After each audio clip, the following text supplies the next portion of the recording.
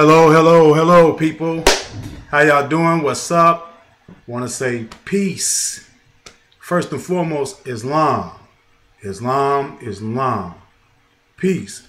Hotep, assalamu alaikum, shalom, and salam, and all universal greetings of the word peace. Now, as many of you know, I normally start my show off, or this live documentation off, which is number 8. People, I normally have music playing in the background when, I'm doing this live documentation. But on this episode, I decided not to use any type of music in the background. And like I said before, when it comes to the music, and when I played the music, whatever music I was playing, the vibration of the music changed once I delivered this message onto the music. So me not playing no music this week has nothing to really do with that. I just wanted to throw that out there just in case if anyone seen the broadcast, seen the live documentations, and wonder why I was playing certain beats in the background. To me, the music helped me flow better with the message I was trying to get across. The only reason why I'm not doing music this week is because I really wanted to be clear in what I say. So what I want to do first and foremost is, I have to start out each live documentation with the Moorish American prayer, because at the beginning of every meeting, I want to make sure that I am blessing or blissing the meeting. And what I mean by blissing is what you will call blessings. But the word blessing means blood sacrifice. If anyone gets the chance to actually look that up, go to etymology online dictionary or use any type of etymology dictionary that you could find, something that's old. If you have an old dictionary, you would like to use that to find the denotative true meanings behind words. The English language, matter of fact, let's get that clarified. The English language, that is called. But let's clarify that. And you want to study that language. But I want to make sure that I bless every live documentation with the Moorish American prayer, because it is the prayer that the Prophet set forth for us as Moorish Americans to bliss ourselves. So I want to bliss us with the Moorish American prayer. And as you know, it's 2 on the right, 5 on the left. 5 representing love, truth, peace, freedom, and justice.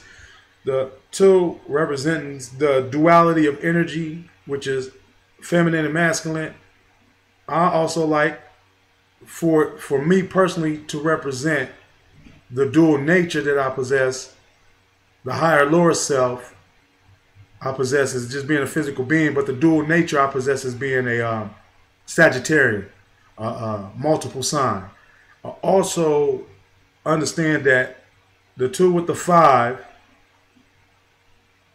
you can see 2 and 5, represents the 7, which is the 7 chakras, which is 7 planes of existence, 7 bands of light, the 7 stages of mooring that you go through when you are being developed within the 7 bands of light, or the 7 pools of water that's within your mother's womb.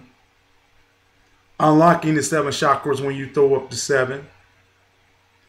Circle 7 Quran, circle 7.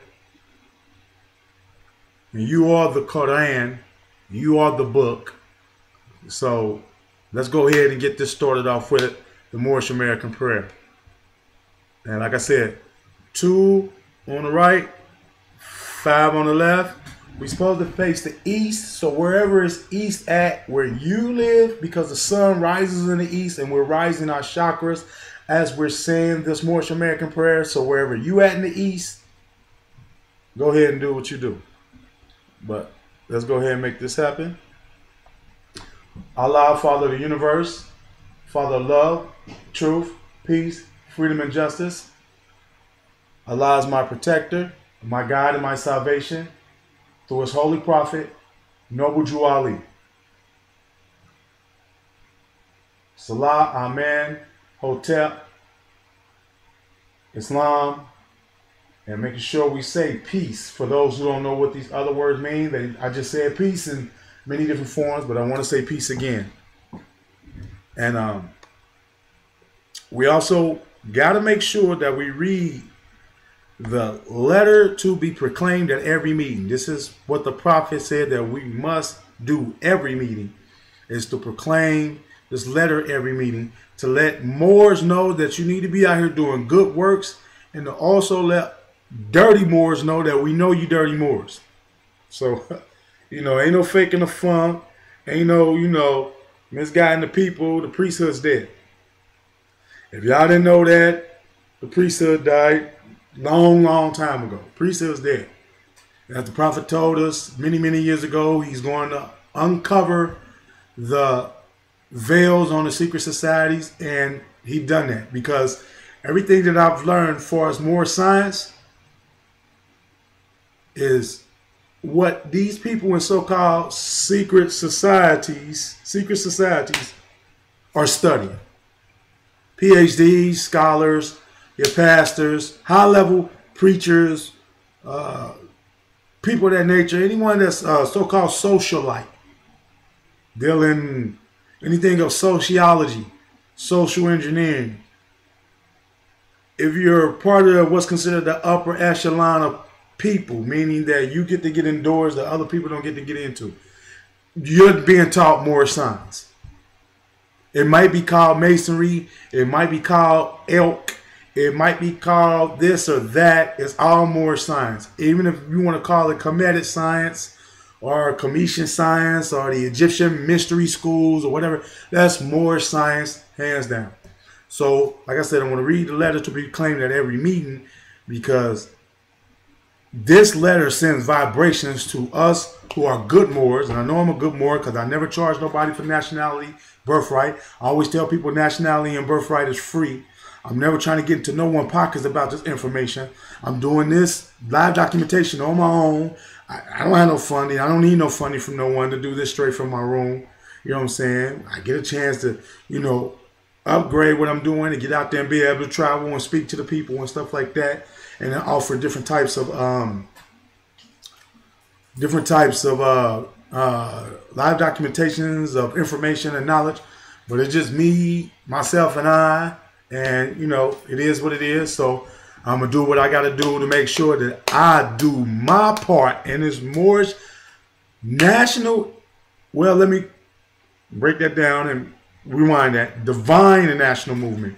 We always want to make sure that it's hand in hand. There's no separation from the divinity part from the national part. It's one and the same. But like the prophet said, excuse my voice, like the prophet said, if you don't do nothing else, declare your nationality. If you don't get into the spiritual part, the esoteric part,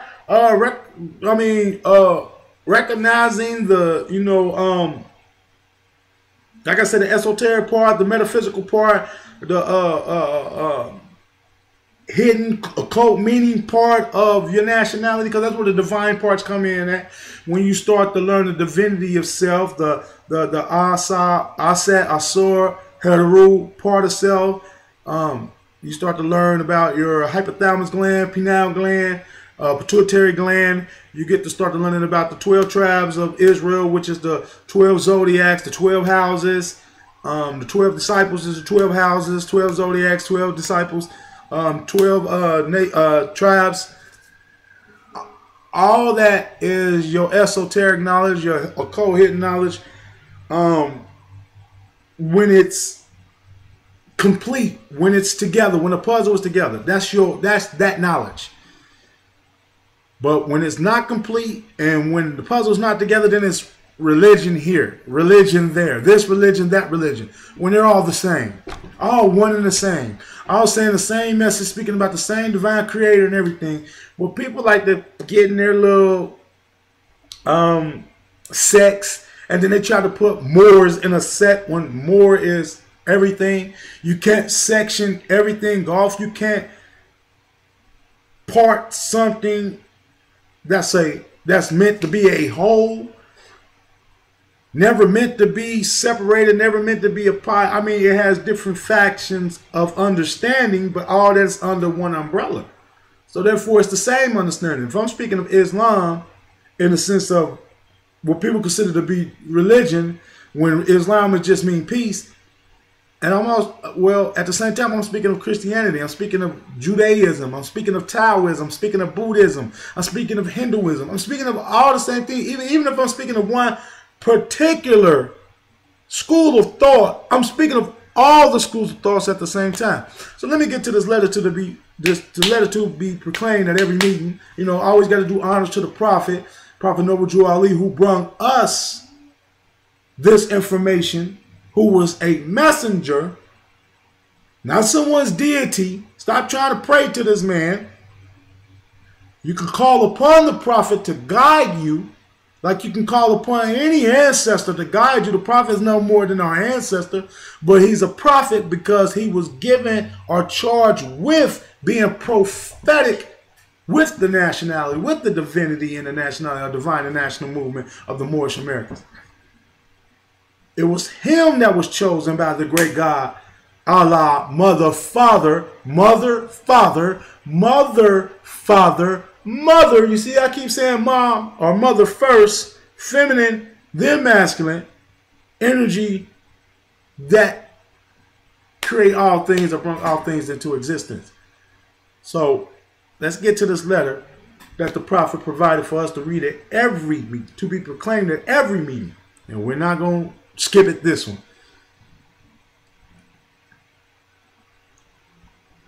The prophet says, and let me go ahead and give y'all all the information on this. And you can always go look this up yourself as well. Don't always take my word for it. Even though I'm showing you a picture of what I'm saying, still go review this for yourself, Google it for yourself, download it for yourself so you can have it for self. Moorish Science Temple of America, Home Office, 3603 Indiana Avenue. Noble Drew Ali, founder, Chicago, Illinois, January 18th, 1929. To be proclaimed in every meeting. Dear brother, Islam. I am glad to know that I have a few faithful Moors among you all, and I desire for them to know the truth and the divine truth.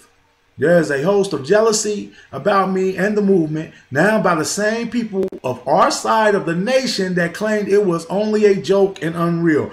But now, since they have found out from the government officials and the nations of the earth that this is the only sole foundation that all Asiatics must depend upon for their earthly salvation as an American citizen, they are working every scheme that they can to disqualify me so they themselves may take charge of the situation. I have notified all these things to you long ago in the past. It is through the faithful Moors that contribute to the movement and uplifting funds. The ones that paid their divine respect to me and the movement will be remembered. That is why I am calling upon all faithful Moors to increase their faithfulness to me, your prophet, and your divine Moorish movement. I need finance and I need it bad. Never before have I needed finance as badly as I do at present, that I may shove aside the discord that is facing the nation. It all comes through jealousy because of my fame and nobility. The nations of the world will not recognize the movement without me, the prophet, being the head. It has been proven by my work in which I have performed in the last 2 months, because I was at the governor's inauguration to present the Moorish divine and national movement, and I will be at the inauguration of President Hoover for the same cause. Prophet Noble Drew Ali, Islam. So as we see, the prophet laid it down for us to not follow him, but follow the message, the information that he was charged with to bring at our people at that time when we as a people were just coming out of slavery, in a sense. I mean, you got to say that slavery all over this landmass was abolished in 1865.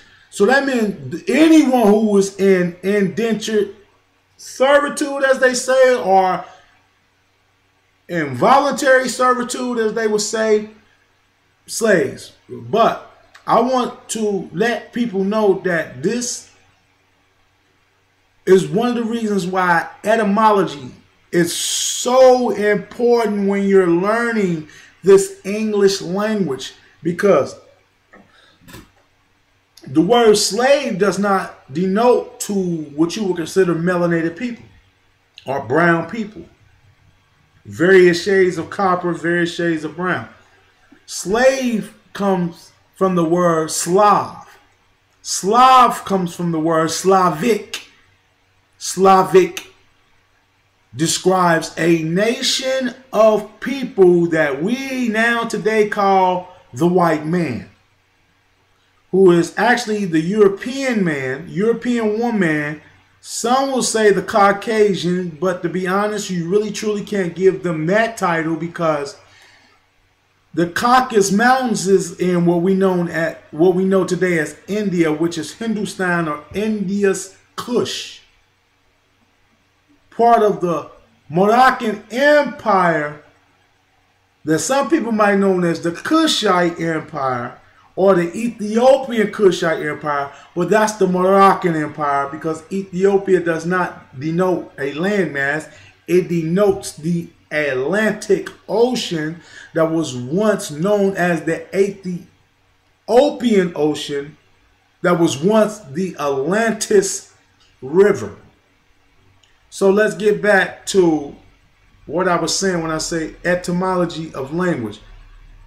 We, as melanated people, Moors of the Americas, we were not slaves brought over here. I want to repeat that. We were not slaves that were brought over here, people. We were already here. Part of a vast estate, and from my understanding, the largest estate of the Moroccan Empire, which is the Americas, because we have the adjoining islands and we have other parts of this Moroccan Empire that were destroyed because of cataclysmic volcanic destruction upon the planet. Planet went through a lot of severe beatdown when it came to these things taking place upon the planet. The landmass, surface-wise, started to split apart. We had floods everywhere. Things were being destroyed volcanic-wise by volcanoes, lava. But as things were being destroyed, things were being created. As civilizations were being destroyed, civilizations were being created. But these were the same people. Now, they may have left off some things that their ancestors had taught them. They may have added some things that their ancestors didn't teach them, but they brought to the table to improve upon the civilizations they were trying to build in that time after so much destruction. So some things may have been kept, some things may have been lost, some things may have been changed, but it was always the same people. And the basis of these people understanding never wavered. So whenever you start to study the basis of something, go back to its origin, its originality, that's when you start to piece the puzzle together. That's when you start to get the real true answers that your soul has been seeking, not your human body, because your human body has been getting taught bullshit. And I'm going to just be frank with that. I'm going to be real with that. It's being taught bull, or you've been being taught bull for so many years. But now what has taken place is that we are in what's called the Aquarian age. And since we are in the Aquarian age, we are in the age of knowledge and information pouring over. No one can stop this. They could try to shut down this internet. Somebody else is going to build something up. You got geniuses out here, people. You got some little quirky little dude somewhere right now who probably could shut down everything across the world. So don't think that this is going anywhere. And if they do, there's always books. And then when we didn't have books or whatever, and from my knowledge and understanding and studying, the technology we have now does not compare to our ancient technology. So, I mean, it may be things hidden in structures and stuff like that that has not been untapped yet in our time. That's highly more advanced and way more technical than what we have now. And it may have been discovered, and we only get bits and pieces of it now. But what I'm trying to explain is we are in what's called the information age, the age of Aquarius. And this was the age that the prophet was really truly talking about when he said the third and fourth generation, 7,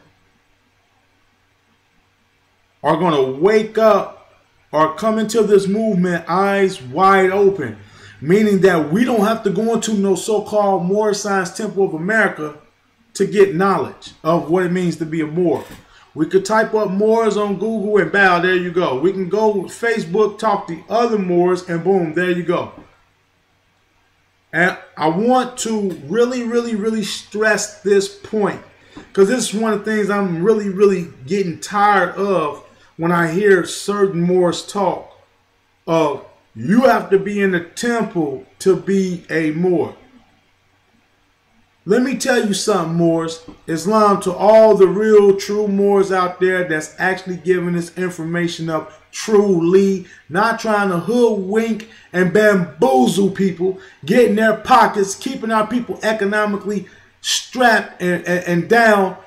You're worse than the preachers that know this truth and out here telling these people to lie. You're worse than the politicians and so-called quote-unquote black politicians who know this knowledge, know about nationality and birthrights, but don't want to tell their own constituents, don't want to tell their own people because they're in cahoots and they're in your pockets too.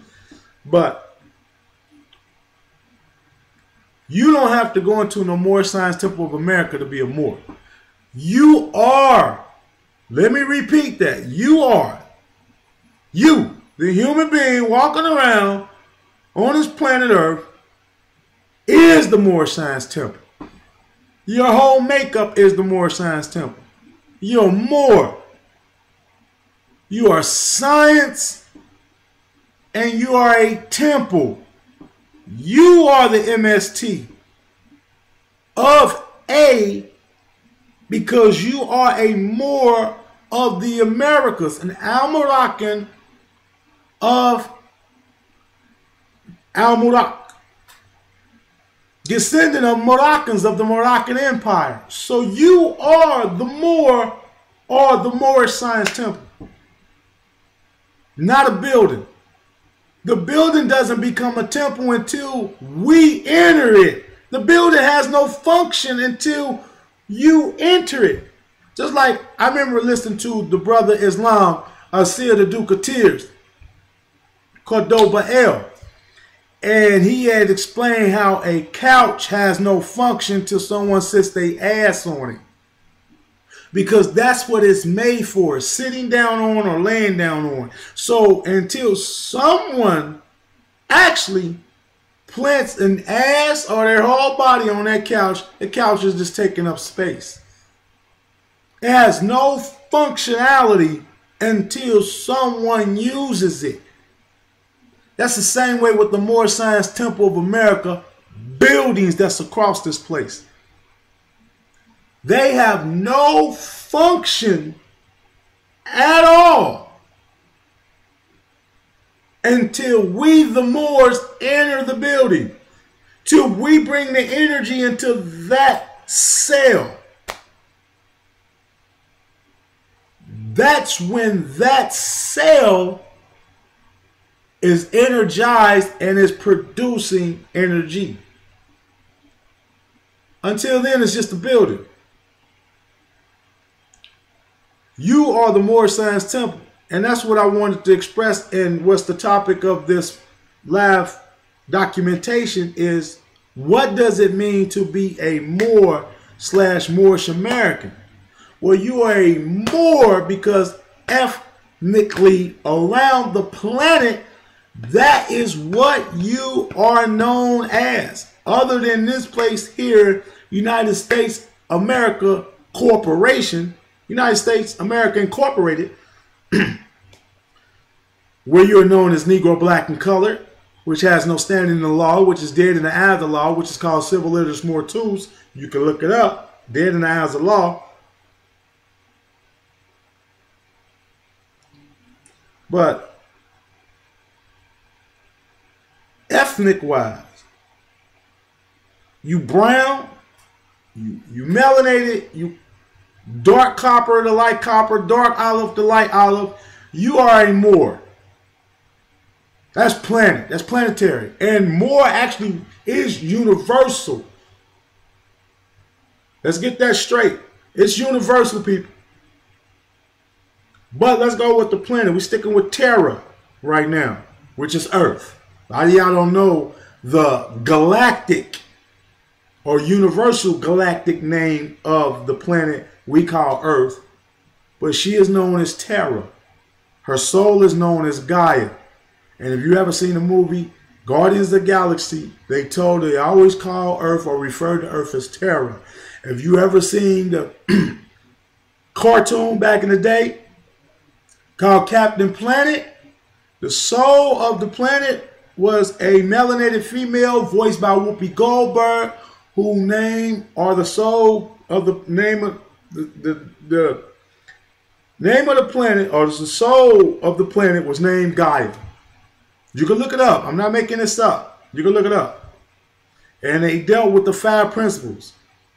They dealt with love, truth, peace, freedom, and justice. But we knew it as fire, water, air, earth, and heart. And whenever they put those 5 principles together, they summoned Captain Planet, who when resurrecting out the ground will start off as a brown, land melanated person who would then evolve with the air, the water, and the fire to a being of what you will see pale skin or white skin, whatever like that. But don't take that too much in the context like that. Understand that how he emerged out of the planet. When you seen that carbon, that was his soul incarnated into that body that you will see. So I know I kind of probably sound like I'm all over the place, but I'm really not. That's just how melanin is. Sometimes it jumps, but I'm correlating these things because even though that's an old show, it's current in our time. You know what I'm saying? That's something that took place a couple of years ago, probably about like 10 years ago. Came on about like 10 years ago. Probably came on about like 20 years ago, but that's a current time. That's modern. So that's a current time. But if you notice, Captain Planet had red, black, and green on. Some of his colors were red, black, and green. And in one of my live documentations, and when I get the information together, I'm going to do a live documentation on superheroes and showing you how they've been showing your Moorish ancestry and cartoons for the longest. Been showing your Moorish ancestry in cartoons for the longest. They've been showing it in movies for the longest. They've been showing it on television shows for the longest. But since we are a deadhead people who are not looking to rise,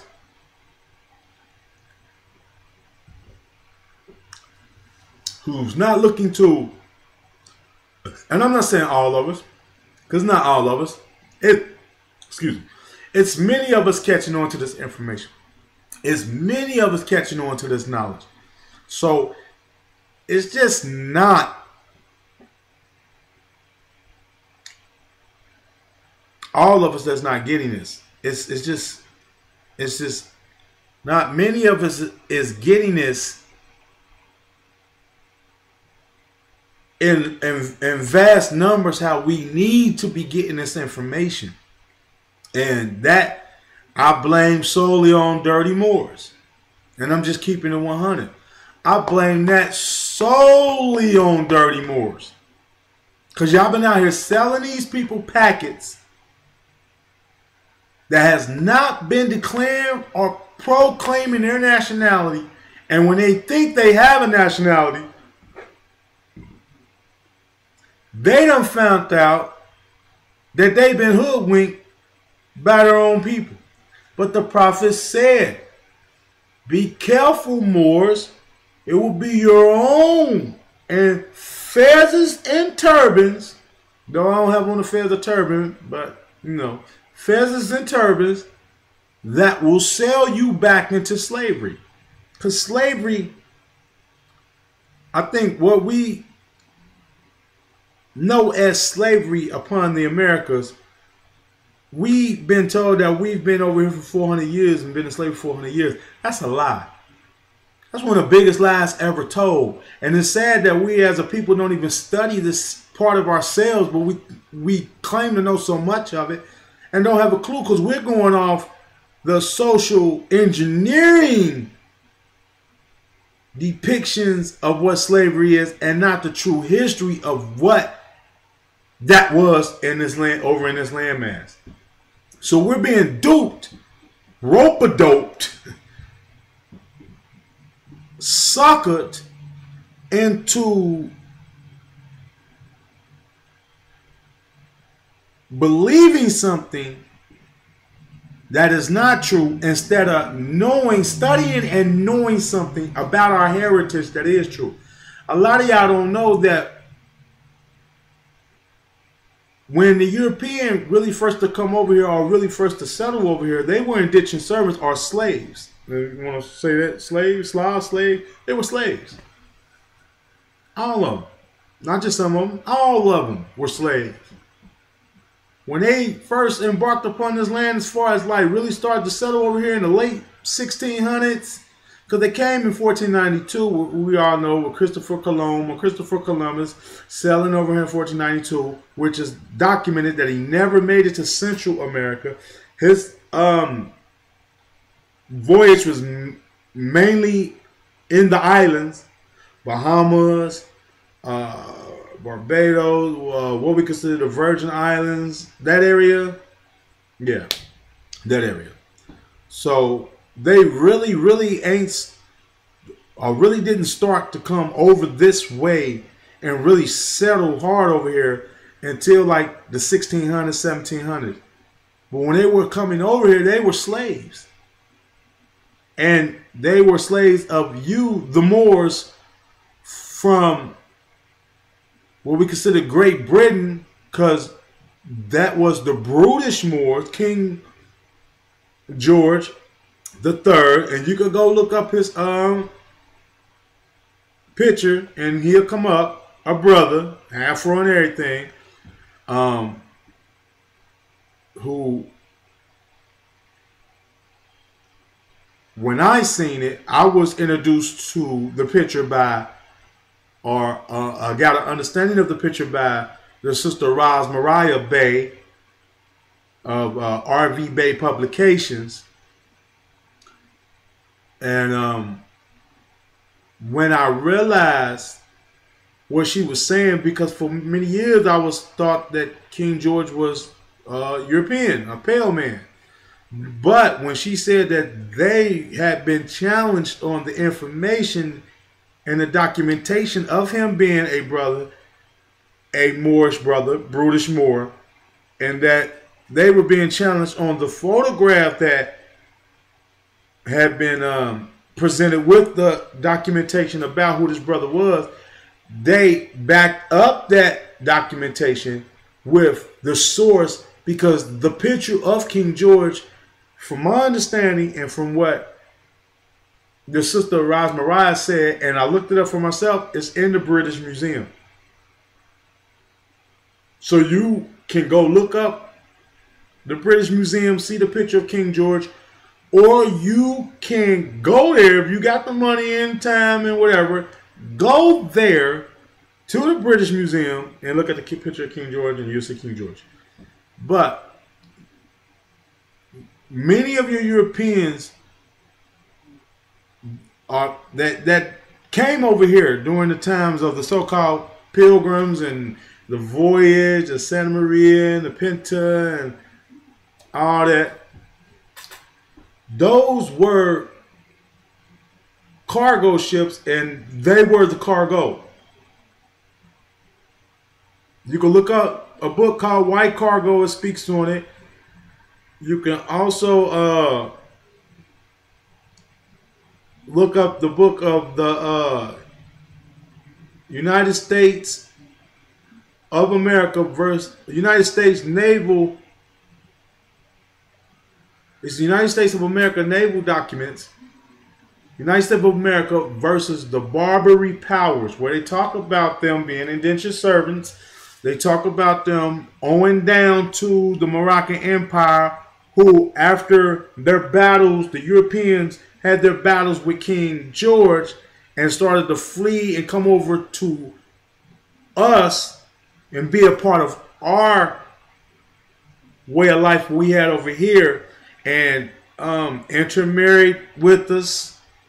That's how you get a lot of stray hair, so-called Indian people. No, I'm not trying to be disrespectful. They know they know that they're part European.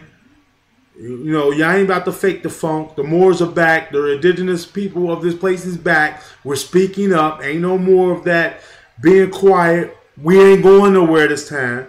We're back for good. So get used to it. Get used to being called out. Getting used to being put out there. Getting used to being put on Front Street, because it's about to start taking place in vast numbers. Y'all gonna have to start claiming who y'all are, who y'all really are, and who your descendancy really is, who you ascend from, or, you know, descend from, who's your ancestors for real, for real. It ain't going down no more. But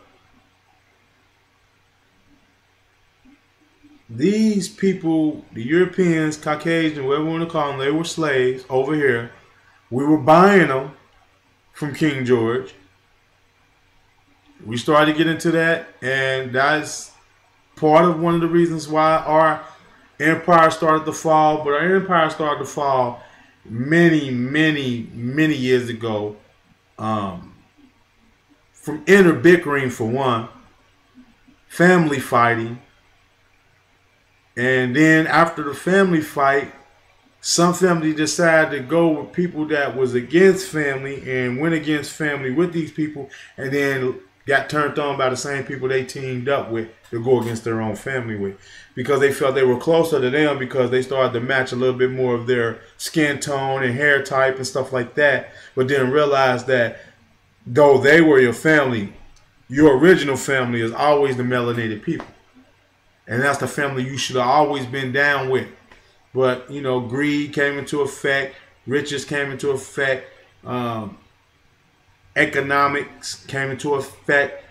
Taking these schools of thought and turning them into political movements to oppress and suppress people came into effect. The bigger people started to trample down on the little people. The rebellions came from the little people to the big. So it was all basically just inner fighting, inner bickering.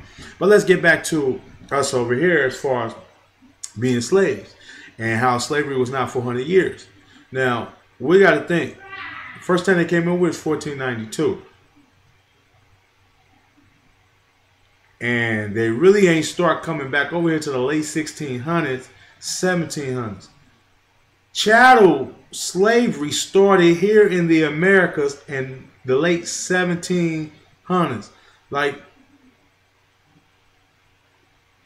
they started to denationalize us around 1724 when they came with the Christian Black Codes of Virginia that started to label Aboriginal people from here, or the original people from here, and brothers and sisters who traveled from what we know as the continent of Africa, which is Alkebulan, Southeast Asia. That's Southeast Asia. As some of the brothers and sisters were brought over here, it wasn't a difference in what you would consider skin tones or phenotypes or nothing like that. from our brothers and sisters in our Cuba line, what we know as Africa, to our brothers and sisters over here in Al Mubarak, northwest of Mexum, southwest of Mexum, Northwest Africa, Southwest Africa, because that's Northwest Asia, Southwest Asia, because that over there is Northeast, Southeast Asia, Mexum,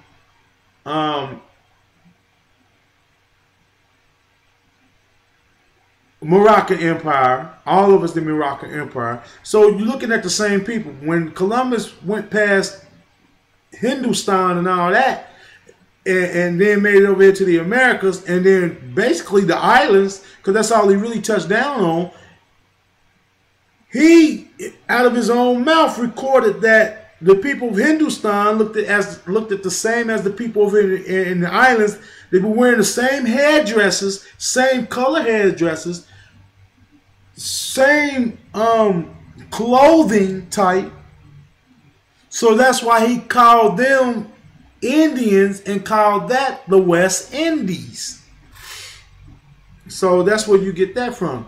Now, when they started denationalizing in 1724, and we started to unionize, and first we had the Continental Congress and the Union State Society Republic.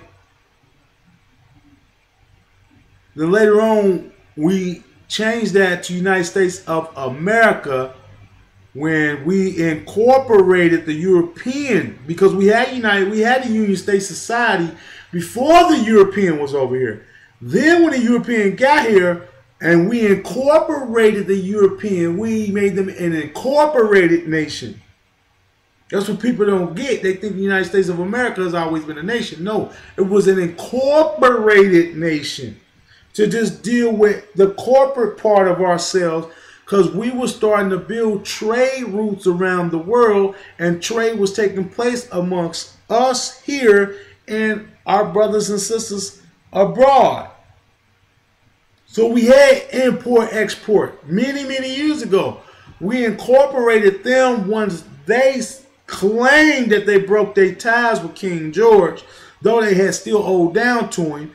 And they came up, since they didn't have no wealth when they were over here, meaning at that time, wealth was depicted by gold and silver. You had to have gold and silver for you to have money. If you ain't gold and silver, you ain't no money. They didn't have no gold and silver. So what they did is they created greenbacks. And they was trying to pay King George with those greenbacks.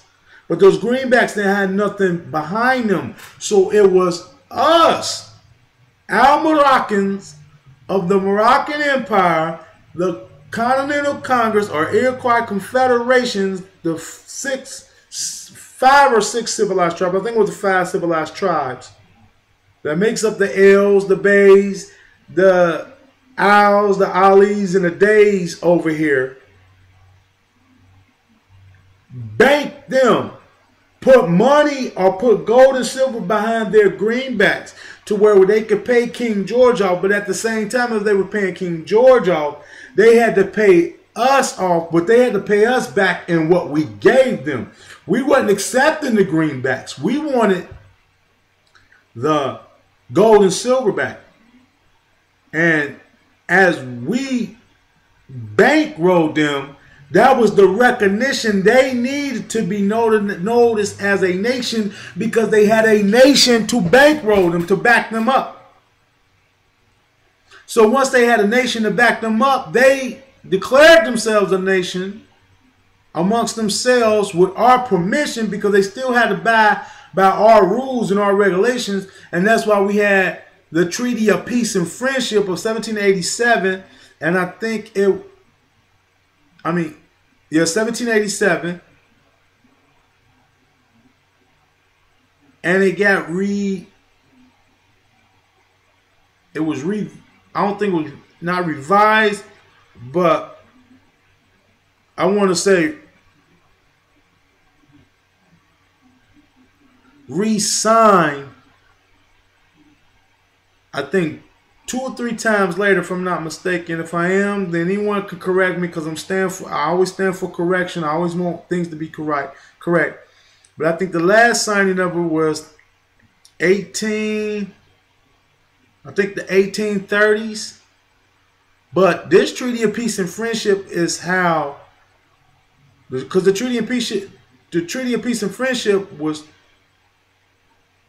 between us, the Iroquois Confederation of the Moroccan Empire, our Moroccans, and our Moroccans over here, because it was more than just one confederation over here. There was a couple of confederations over here, but all of them were confederations, and they were confederated. They were unionized with one another to have peaceful standards with one another, because like I said before, everything was family, everything was interbickering, and we had interbickering amongst ourselves, and then we came up with a treaty amongst ourselves called the Law of the Great Peace. And then once we incorporated them into our situation, we came up with the Treaty of Peace and Friendship, and also we came up with the United States Constitution. Now, both of these documents, lawful documents, because treaties are the law of the land, and without treaties, there is no constitution. A constitution comes out of a treaty. You must have a treaty to have a constitution. You can't have a constitution if you don't have a treaty. And the treaty comes when two parties have been warned or fighting with one another, and then sat down and had and constituted a treaty with one another. And then out of that treaty, they take from the treaty and constitute laws that each citizen that is under the treaty has to follow and abide by, to make sure that they are not embarking upon someone else's lawful right and liberties, and no one's embarking and infringing on theirs. So chattel slavery started like the late 1700s, 1770s, and ended in 1865. Let's say the 1780s probably. Chattel slavery. What I mean by chattel slavery is when we, our Moroccans, gave up our nationality to join this so-called United States Incorporated, became incorporated citizens, and then up under that fell up under the 14th Amendment, or the Christian Black Codes. I think, let me be real, and let me do a little bit more studying, because I have studied this. I'm going to do a little more study. I think the 14th Amendment came a little later. I think the 14th Amendment came around when it's supposed to be an eradication of slavery, if I'm not mistaken. Like I said, I can always stand to be corrected. If I'm wrong, correct me. I mean, I got no problem with that. But when we gave up our nationality and decided that, because we were being told that the greenbacks was worth more than the gold, that we were going, if we trade in our gold, no, matter of fact, we're being told if we trade in our gold, we can get a bunch of greenbacks back. That was not taking place. Brothers and sisters were trading their gold and then signing these papers to become United States citizens, or United States Incorporated citizens, and then understand that once they gave up their nationality and became that incorporated citizen, they fell under what is called Negro, Black, and Color, which make them civil little more tools in the eyes of the law, and made them into chattel property. So their names were being listed under European names, and they were being listed as chattel or cattle property, being listed as an animal, a beast of the field. When you call yourself Negro, you call yourself black, you calling yourself color, you're calling yourself an animal. I don't care about your emotions, what you think the word means. No, you need to look these words up, people, and quit playing the game out here. Because that's how you get your ass whooped for real language. It ain't physical. It's mental. Slavery was always mental. It trickled down to the physical. We keep forgetting that the mind runs the body. It's not the other way around. So if I trap your mind, I automatically can make your body do what I want it to do. Let's go into some modern times, and let's call that the pimp game. What you think a pimp doing when he talking to his hoe? And like I said, I'm a real Moor, so if y'all got a problem with the language, you can tune out. I'm gonna keep going with this. I'm gonna keep putting out Nationality and Birthright. So, but what you think a pimp doing when he talking to his hoe? That's mind game. He got to get her mind to give up her body. If she ain't giving up her mind, if she ain't giving up her mind, she ain't about to give up her body. So once he got her mind, bow, he got her body. Now she on that stroll. Because mentally, she's thinking mentally that she got to make sure he get his. So he can take care of her. So she got to go out there, do what she got to do, give the money to him so he can take care of her, make sure she's eating well dressed. Because pimps don't give hoes no money. That just go down. That's just how it is. They don't give them no money. They keep them looking good. They keep them well fed. It's product. That's what you do. That's what they were doing back then. Don't think that they were just beating these people every day. Or they just had them living in so subpar conditions. No, that wasn't the case, man. These people were product. I've been on a farm. I seen how they treat them fucking animals. I was an inmate on a farm, and them damn animals live better than us. They were tended to better than us.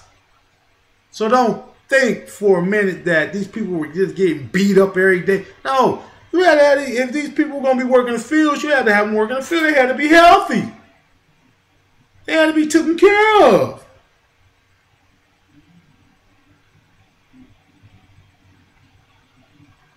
And don't think for 1 minute, because like I said, people they don't study. They only go by what they're being told and don't study. Many of these brothers and sisters were working on these fields. They were getting paid. It wasn't just no free labor like that. They were not getting paid what they should have been getting paid. So it was damn near free labor, just like when I was in a joint. And I'm keeping it 100. I was in a joint. I was getting 17 cents an hour to shovel cow manure and cow piss and all that. That's slave labor. That's not I wasn't no real wages for that or whatever you want to call it. Because, I mean, no one's actually really getting paid if you're not getting paid in gold and silver. So, but late 1700s to late 1800s, mid 1800s, late 1800s, that's only about 80-some odd years if you do the math. Matter of fact, let's do the math. Let's do the math right now. Let's do this math. We're going to do the math on this. I'm going to give chattel slavery for us starting about 1780. And let's see, ending 1865.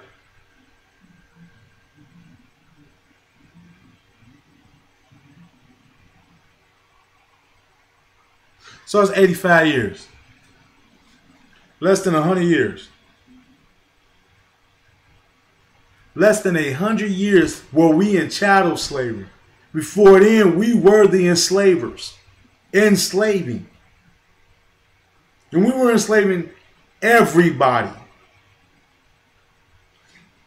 Moors were not just enslaving so-called black people because those were Moors, enslaving Moors. Moors were enslaving everybody. And some people begged to be your slave. Oh, you didn't know that? You didn't know? Yeah. Some people begged to be captured by you because their living conditions were so harsh. I was about to say, you know, effed up, but so harsh, so bad, so downtrodden that when the Moors came, they seen the saviors, the Illuminati, they would call us, the enlightened ones, because they knew we were bringing knowledge. They knew we were bringing understanding, high sciences, masonry. They knew we were bringing some of the finest, beautiful linens and silks, some of the most beautiful smelling oils, gold, silver, fruits, vegetables. They knew we were bringing all types of stuff when we came into the land. So they were falling to their knees to the gods. Because that's who we are. We're the divine in the flesh. That's why it's a divine and national movement, because we are the divinity that's naturally here. Naturally here. What I mean by naturally here, if you are melanated, you are a natural person. No disrespect to anyone who is not melanated. You are melanated too, but you basically, what I would like to say, got short end of the stick. You're melanated too. You're carbon too. You just don't produce, and I like to say this correctly, the eumelanin it takes to brown your skin or tone or tan your skin. So it's science. It has nothing to do with opinions. I don't base nothing I talk about in opinion. I base everything on fact. Facts that you can study for yourself, look up for yourself, and see for yourself.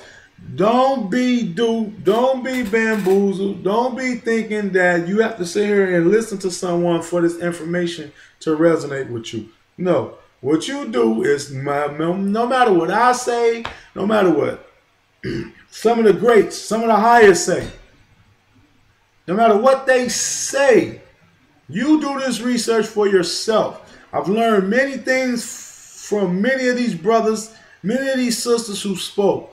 Raz Marai Bey, Taj Tariq Bey, Halim Bey, Hakeem Bey, Kujo Awa'el, Sabir Bey, Alcida Duke of Tears, Cordova L, Selena, the Empress of 10,000 Years, Cordova L, Rami Salam L.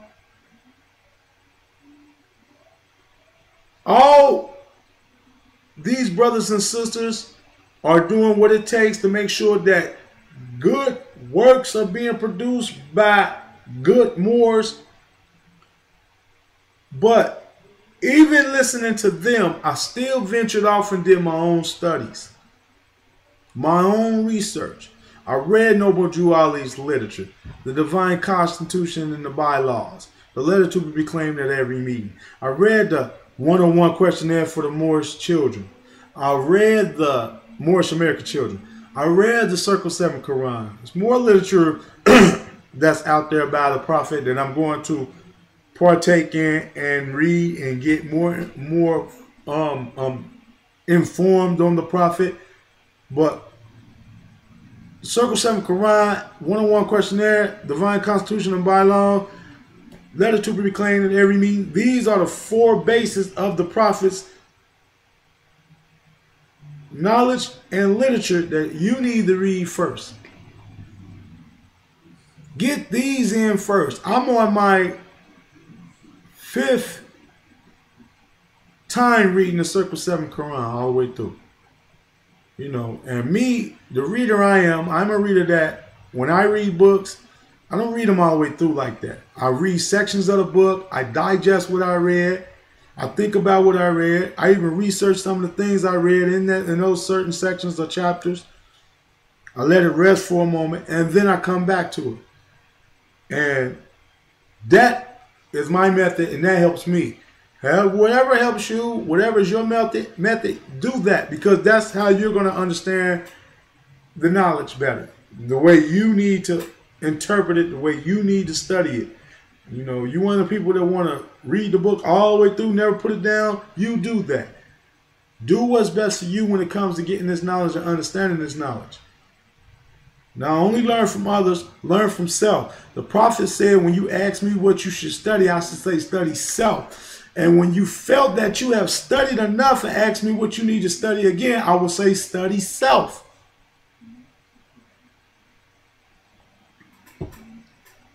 Because not only is this a national movement, excuse me, you're part of a nation. This is a civil movement, as in for self. This is for you. I don't benefit from your nationality and birthright.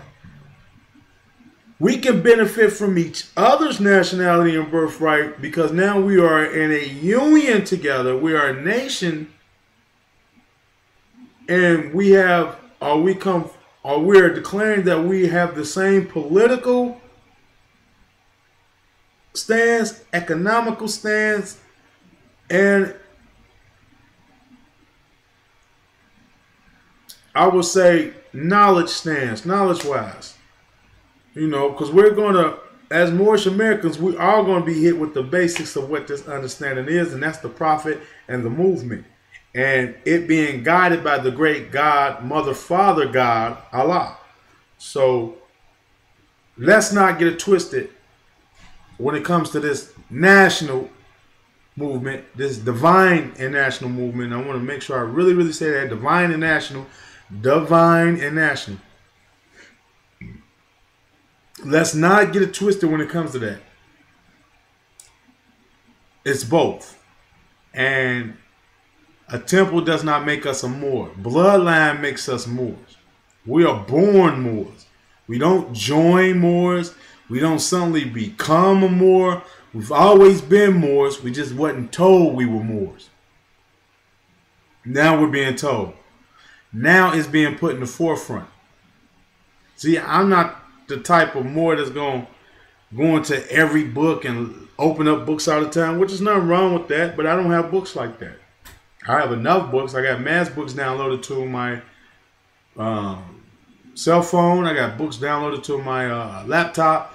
So I got books. I can pull them up anytime I read. Hard copies? No, but that's my journey. That's my search. So that's what I'm about to start doing for self. I'm about to start going to some of these thrift stores and places like that. They got book sections, libraries that got book sections, old books that nobody even thinking about reading or trying to touch or mess with. Them the ones I'm going to get because that's where all the truth is at. So that's going to be a mission that I'm embarking on in these colder months, because as it's about to start to get colder, about to start being in the house, especially where I'm from, which is, you know, the Ohio Republic, Northwest Territory, Corporation City, Cincinnati. It gets cold here. We're going into fall. Matter of fact, this is the first day of fall, so it's about to start getting, you know, cold here, and we're going to winter. We have winter, so you know that'd be a very good time for me to start, you know, getting more up in my reading, more up in my studies as far as hard copies, finding old books. Look for books that speak particularly about the old Americas, ancient Americas, because in these books, somewhere, somehow, some way, either you're going to connect with the word more, you're going to see the word more, or it's going to be a word that in another language relates to more. But I always want to put this out there to let people know the word more does not mean black. Now you have the word black or more, but black is an adjective and it is described as an adjective, and more is described as the noun. So you are a noun. The black or more comes from the European who tried to describe your tone as black. But black was regulated to them because the word black actually equates to being pale, little to no, or predominantly little to no light. One who does not hue. If you do not hue, that means you do not brown. And if you do not brown, then you black, because you don't produce any light to brown. So we come from the triple stages of darkness that generates a nuclear fusion that turns that into light. And from that light, we illuminate these human bodies to walk in this third density dimension, which we are really in the fifth dimension now. That's why things are speeding up. Things are getting faster. You're seeing technology getting faster. They just came out with the iPhone 6 not long ago, and now you got the iPhone 6S. You have new Samsung Galaxy 6s or something like that. So things are going to be starting to be produced, faster produced, quickly produced. So we are in a speed up age as well. So that's why I tell people all the time, Get this information, study this information. If you don't do nothing, as the prophet said, if you don't do nothing else, declare your nationality. If you ain't ready to get to the divine part, just go declare your nationality. Just do that and then go study the divine part. If you want to do the nationality and study nothing but laws and civics, do that, but understand that for these laws to work, for these civics to work, you're going to have a divine self, because that's the energy you're going to have to put off when you're stating law, when you're bringing law to the table. You're going to have the divinity. You're going to have to be divine within that understanding to know the jurisdiction you're going to have to lay down. What I mean by jurisdiction is juris, right, is Latin for the word right, diction, words. When you diction, or when you're dictating something in a sense, that's words. Really, you're speaking words. So diction means words, and juris means right words. You're going to have to know the right words to say when you're defending this nationality that you're going to be tested on. So when you are defending this nationality, you have to be able to establish jurisdiction, which is right words. And if you're not in your divine self or doing what it takes to build divine self, meaning having that love, truth, peace, freedom, and justice in your heart, when you're coming to the table, you're going to get cracked. You're going to get your head cracked open. Because believe me, these people who are running this corporation do not want this shit to fall. This is their matrix. They need this matrix to run off your ignorance and stupidity. And as long as you continue to stay stupid and ignorant, and I'm not just talking about melanated people, I'm talking about all people that don't understand that they are being oppressed and suppressed by this corporation. So if you're not willing to wake up, don't complain about the situation if you're not doing anything to change it. And the only way we as a people, and I like to stress this and I like to reiterate this so many times, only way we as a people are going to rise out of what we are going through is we must rise as the nation we fail as. We can't rise as anyone else. We can't rise in another name and think that that's going to happen when that name benefits someone else. Whenever you buy a car and it got the word Williams on it or John, that benefits them. You vote in the name Johnson and Williams and Smith, that benefits those who truly carry the name Johnson, Jones, Williams, and Smith. That were not your names when they came over here.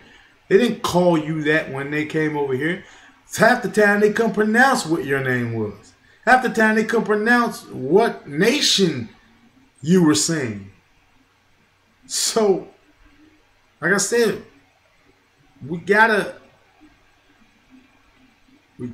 stop falling for the banana in the tailpipe.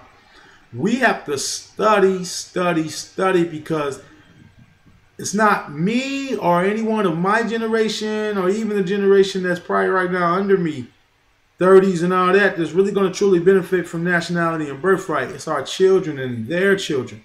When they are born with a nationality, that's going to change the whole aspect. When the children who are coming into this earth plane today, especially in this part of the hemisphere, the North, Central, and South Americas, are born with a nationality, especially this Central America. Because this is where it's really taking place at, in the central part, what we know as the United States of America.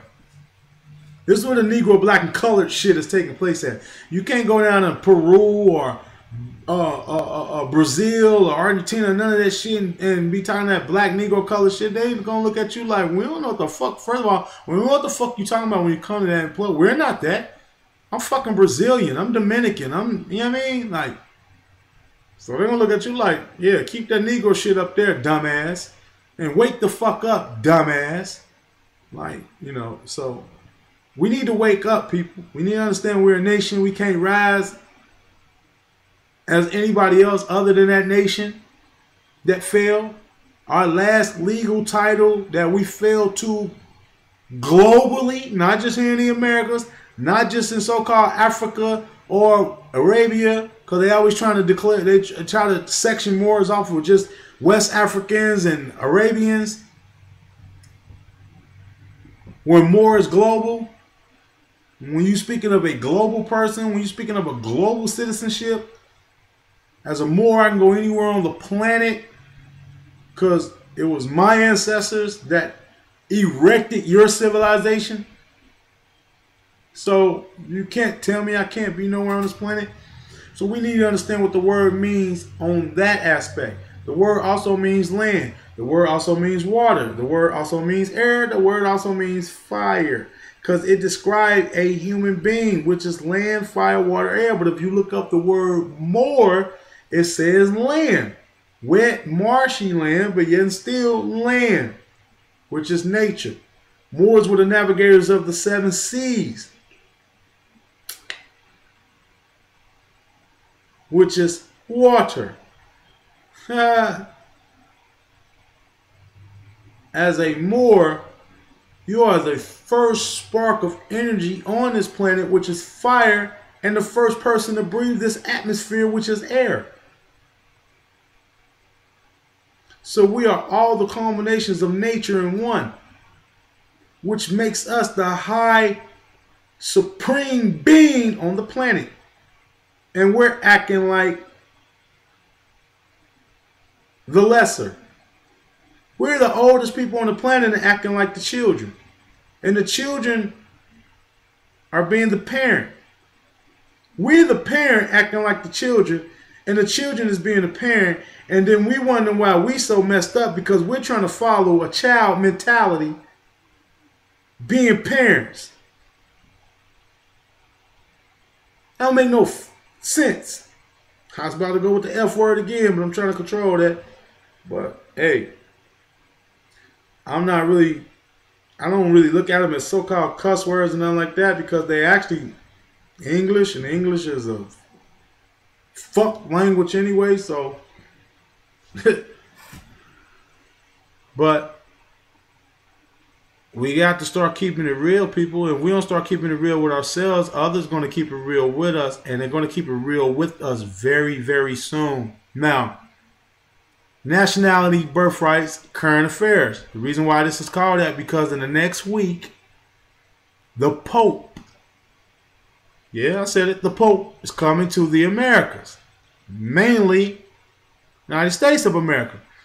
But every location that the Pope will be at in the Americas as he's making his American tour are all Moorish capitals of the ancient Al-Moroccan Empire over here, Al-Moroccan nation of the Moroccan Empire of the Continental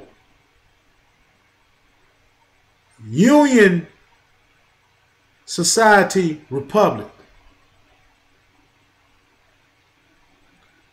So where we establish our capitals at, that's where the Pope going to touch down at. The reason why this is going to be so historical is because when he leaves here, after touching down at all these places, reason why he's touching down at these places is he's about to put in effect that the Moors are back. And there ain't nothing nobody can do about that over here. The Moors of the Americas are back. The jig is up. Game over. Done deal. So you brothers and sisters better get yourselves together, because once he declare that, and he ain't going to have to outright declare it, it's going to be through certain symbology that is going to be declared. Everything is not always in the open.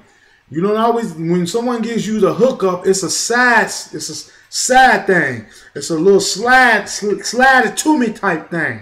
You know what I'm saying? So you're going to have to be watching out for that slide it to me to pick up on what you need to pick up on, so you can get the hookup. But y'all better start looking out for the hookup, because if you don't, you're going to get hooked up. It's about to go down pretty soon, people. That's why this brother here, Islam, declared his nationality. I'm trying to do my best to help others declare their nationality, because if y'all ain't been peeping game, Alex Jones showed y'all a little while back. I know some of y'all probably don't like Alex Jones, I heard, but I think he's all right. Sometimes he shows some shit. I can say, hey, European brother ain't bullshitting. He's showing some shit. But he showed y'all them vast fields that ain't had nothing but caskets in it. Showed y'all that one facility, prison facility, where they had people in it, but it wasn't being declared as a penitentiary or nothing like that, but they had people locked up in it. Telling y'all, they got them cargos. I think that little cargo apartment is going to be cool. They're going to be putting y'all in them little trailer, them train cargo concentration camps. They about to start quarantining these cities off. It's about to start going down sooner than y'all think. See, even if it happened 10 years from now, it's going to be sooner than many of y'all think, because a lot of y'all ain't going to even wake up 10 years from now to be prepared for it. The time to prepare for whatever's about to take place is now. So when it do take place, you be good. Be all right. Because they ain't going to be locking Moors down like that. If they try, you're going to have delegates that's going to come get you from wherever you at. Take you up out of there. But when it comes to Negro, black, and colored, you property. Oh, yeah. Current event. China done bought up Detroit. I was just listening to the brother Taj Tariq Bey the other day, which when I give my live documentation, because I can't remember right now, but my next live documentation that I give, I'm going to talk about some of the other spots China done bought up over here. And, you know, China owns a lot of the debt of the corporation. And China's stock market crashed about 2 weeks ago, almost, probably about close to a month ago. So it rearranged a lot of stuff when it came to China, and anything rearranged when it comes to China is going to rearrange this over here. So pretty soon, years to come, you're not going to be able to spend your little fiat anywhere, especially over here. Matter of fact, you might go to jail or something or get locked up if you're caught with it. But when it comes to this here, you're not going to be able to spend that pretty soon.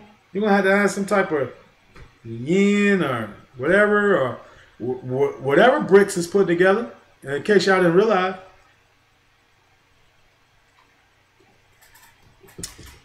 But you got BRICS that came together, and I talked about that in the live documentation. But if you don't know what BRICS is, that's Brazil, Russia, India, China,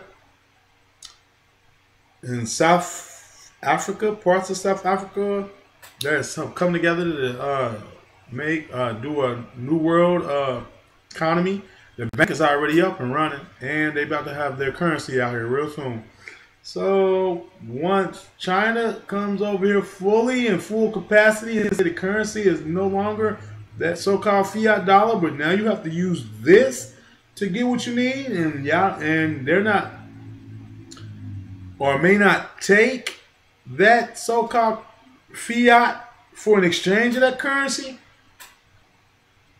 where your credit ain't gonna mean nothing, where you actually literally going to have some type of mineral, meaning gold or silver or diamond or jewel or some rubies or something, to exchange for that. It's about to go down, people. But what I'm about to do is I'm about to go ahead and end this lab documentation, number 8. About to end this live documentation. I want to thank everybody. Let me scoot over a little bit. I want to thank everybody who viewed this live documentation. I'm doing it for you. I'm doing it for the people. This has nothing to do with me. I don't need no. It's not about no self-gratification or nothing like that. It's all about the people. It's time for us to wake up. I've been woken up. I've been charged to wake others up. I'm going to do that till this last breath. So, more nationality, more science. That's the last stop, people.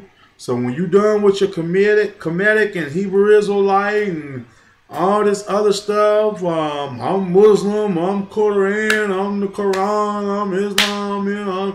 When you're done with that, come on over here to the daddy of it all. As a matter of fact, the mother of it all, which is more science. And when you get this studying more science, you're going to fully understand Christianity. You're going to fully understand Islam. You're going to fully understand Buddhism, Taoism, Judeo, and whatever else is out there. You're going to fully understand all the sciences, everything. Once you get hooked up with more signs. So let's go with the 2 on the right, 5 on the left, face the east. And we're going to say the Moorish American prayer to take us out. Allah, Father of the universe, Father of love, truth, peace, freedom, and justice. Allah is my protector, my God, and my salvation by night and by day through his holy prophet, Noble Jew Ali, Islam, Salah, Hotep, peace, shalom, assalamu alaikum, family. Most definitely, one nation, one prophet, one love, one Allah. Islam, peace.